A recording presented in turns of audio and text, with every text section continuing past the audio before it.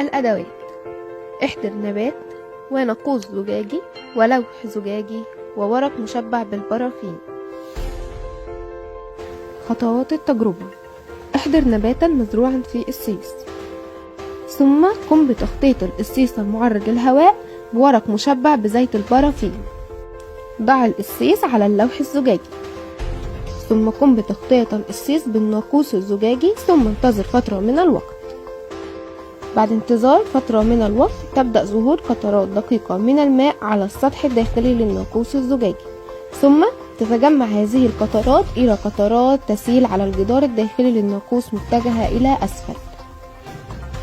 نستنتج من هذه التجربة قيام النبات الأخضر بعملية النتح، حيث يمر بخار الماء من أجزاء النبات المعرضة للهواء إلى الهواء المحيط به، وقد يتكثف جزء منه في صورة قطرات.